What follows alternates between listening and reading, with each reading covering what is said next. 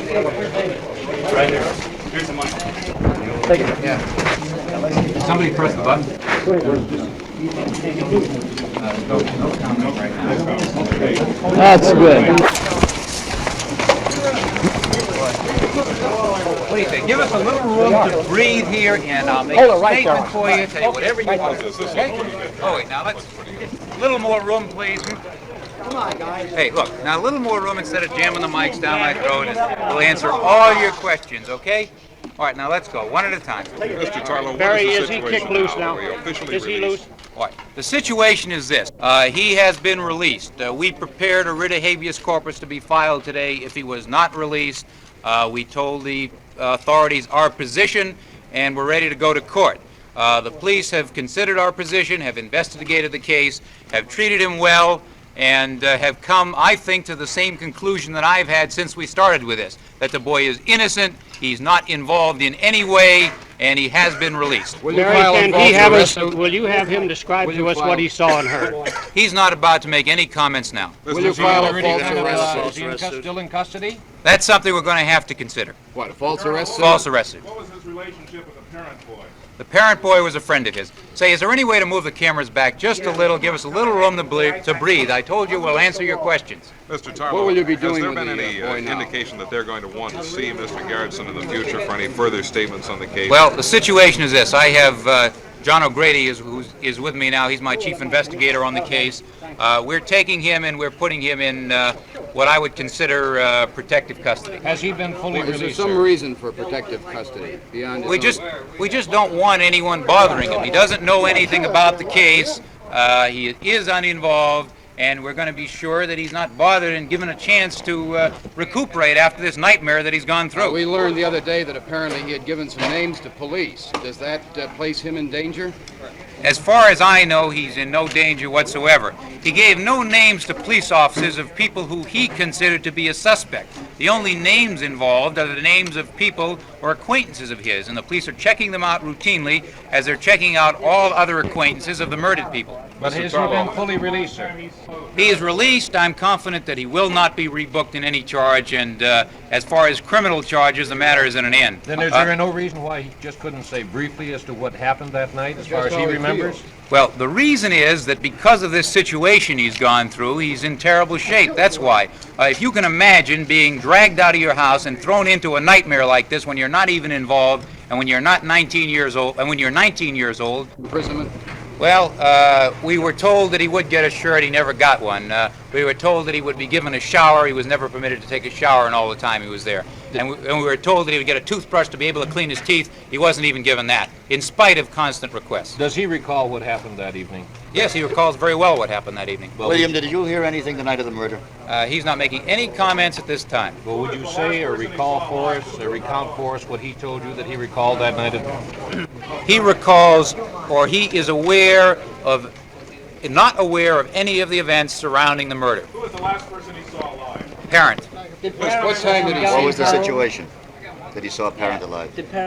Parent was talking to him. They were about nothing which would have any evidentiary value in a murder case. What time was it and where were him? they? Approximately 11:30. Where were they? Wait 1 second now. Can you just back off just a little bit? The lights are warm. It's hot in here. I told you we'll be glad to answer your question. Just give me a little room, okay? Did he see any of the Where were they? Did he see any of the killings take place? He saw none of the killings take place. Did he accompany a parent to his car?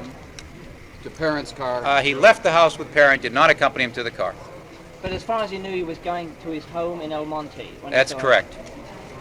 What are his plans in the future? Does he want to go back to Ohio? Well, I don't think he's enjoyed the hospitality of the state here. I think he will probably be going back to Ohio. In the event that a suspect is apprehended, will he be available as a witness? Well, there's nothing that he could possibly testify to. In other words, this is a case of a boy who was so innocent. It's not a case of insufficient evidence. It's a situation where there was no evidence whatsoever to connect him with the crime. Not only that, he wasn't even a witness to anything that was crucial to the crime. And here's a man that stayed in the Los Angeles County Jail for all this time, but for no reason whatsoever. He can't tell the police anything. Mr. Tarlow, in the absence of another suspect, since there was no one else on the grounds, they still might be looking at Mr. Garretson. Do you intend in your office to help out in any kind of investigation looking for someone else who might have been involved? Well, we've done a rather complete investigation on the case. We've had our investigative staff has been working on the case round the clock since the time we were retained to represent the boy. We have not been concentrating on picking up any involvement of any other people in the case. That's for the Los Angeles Police Department. We don't have information as to involvement by other people, and as far as we're concerned, our reports are completely confidential and are not available to the Los Angeles Police Department. Why did he hear nothing? I'm sorry. I say, who retained you in this case? A friend of his and Bill. When was the last time he saw Miss Tate alive? Approximately. Several days before. Is it your position then that your client saw nothing, heard nothing, and knows nothing? That's it. That's. I couldn't have summarized it better. Why did he hear nothing? There's some distance between the area of the house where he was arrested, and the scene of the murders. His bedroom is in the back of that house. I spoke today during the course of the investigation to the owner of the house, and he happened to volunteer the statement that if Bill was in the back bedroom there, he couldn't have heard anything that went on in the house. Where is the owner now? Is he in Europe? No, the owner has returned. He's in Los Angeles. Barry, the Associated Press reported that when they see the detectives, is this a true statement or not? Well, no, those aren't the first words at all. In fact, the first words that took place were the police were pounding on the door, and they said, "Open up the door." My client said, "Wait a minute," and the next thing he heard were, "Get your fucking hands up in the air and don't move." And then the door came flying down, and shotguns were stuck in his face. Did the police tell you of any new suspect that they're looking for now? No, the police haven't. Was he awake all night that night? He was awake all night that night. What was Let me make one other comment. As far as from the moment he's been in custody, we don't have any complaints about the manner in which he was treated by the Los Angeles Police Department. In other words, there were some indignities, like not being able to take a shower or something like that, but I think the investigating officers carried on in a manner which I think does credit to the Los Angeles Police morality of arresting him in the first place, and I think the arrest never should have taken place. Let him out the door, Dan. Contact me sometime within the next couple of days. Dan, get out here and shot. I think there probably will be a false arrest suit. If ever there was a case which justified a false arrest suit, I think this is it. How much damage? Who's got a light on? I don't know. Turn the light on. Turn the light on. Who's got a light on? No. Well, I can't do anything about you. Won't make any difference in a minute. Somebody's got one. Okay, here comes the sun. That he's being released this time. What time was he released? Oh, approximately 20 minutes ago. You're all right. You're all right.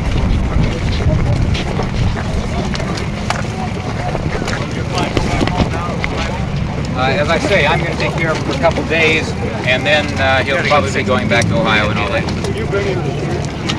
That's correct. Police advise me to leave the state. Well, the police have nothing to do with whether he can leave or not. If I want him to go, he'll go. That's it. That's it, Al. Stay, he'll stay. Ralph? Going home with you, huh?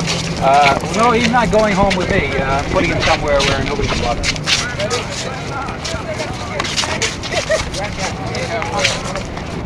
69. Take it right back. Right back with you.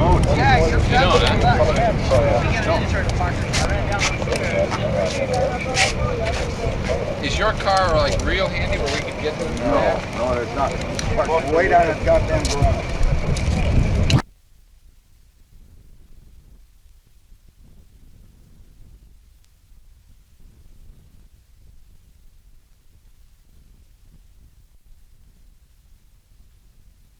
Was during the time of the murders.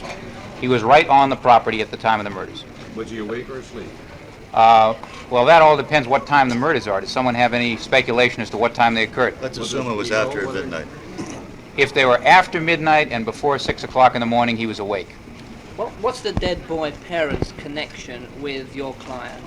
Parent is a friend of my client's. Can you tell us the name of the individual that Garretson gave to police?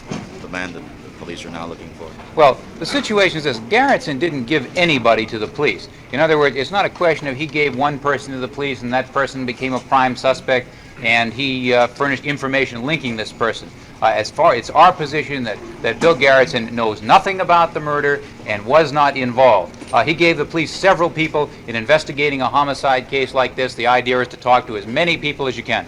Larry, are you his The regular Los Angeles attorney? Police Department.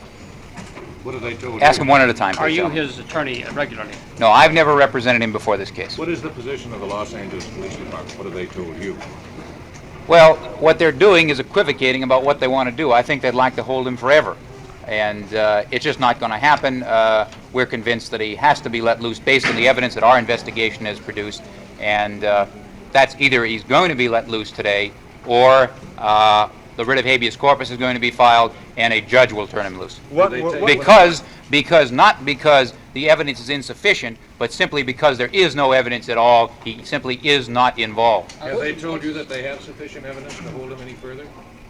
Unfortunately, the police department hasn't consulted me in conducting their investigation. They've done it by themselves, and they won't tell me what their evidence is. However, my investigators have come up with what I think is essentially the same picture as they have, except we haven't concentrated on looking for any other subject. We've just concentrated on Bill Garrison's lack of involvement. What's your investigation's theory of the murder, then? No comment. I will comment on it. We really haven't created a theory. Again, I'm not interested in solving crimes for the police department. The Los Angeles Police Department has an investigative staff which is equal to mine, I would say. Perhaps they think it's a little better, but in any event, we haven't concentrated on that. Our concentration has been on showing that he is not involved. Does Garretson remember where he was during the time of the murders? Well, again, that assumes that you know what time the murders are, and that's something Does Garretson- because we haven't had access to the autopsy reports, we don't know. Does Garretson know where he was and what he was doing from 10 o'clock the night before till, say, 6 o'clock the next morning? Well, I've placed some of the people, at least, at being alive at about 12 o'clock the night before, at least at a quarter to 12. Does Garretson know where he was at that time? Yes, he knows where he was. Where was he? Home. Who did he try to slept call through at the whole 5:30 in the morning, please? No comment. Oh, well, yeah, I can comment on that. He tried to call the time to find out what time it was. He had been up listening to his stereo and reading, and there was no clock, and he was calling the time. The reason we feel it was 5:30 in the morning or so was because of the wires were out at the time he tried to make the call, and because the sun was just coming up at the time he tried to make the call. So what was did he the do? Go last back to time- bed? Just fall asleep again? Then he had not gone to sleep. Then he just laid down and went to sleep. What was And the the next thing he knows, the police come flying through his front door with the shotguns. And Who was say, the last person he saw before he tried this telephone call? The last person he saw was Parrott. What was Parrott doing there that night? Parrott was talking to him. What was the last time he saw him? What time was that? That was sometime after 11 o'clock at night. When was he aware of the killings? The first thing he knew about the killings was when the police department came flying through his front door with their shotguns. He didn't hear anything? Didn't hear a thing. His house But he was awake. Well, the situation is this. His house is not adjacent to the area where the killings took place. His bedroom is in the rear of the guest house. There is a distance and shrubbery and a pool between the guest house and the other house. How far?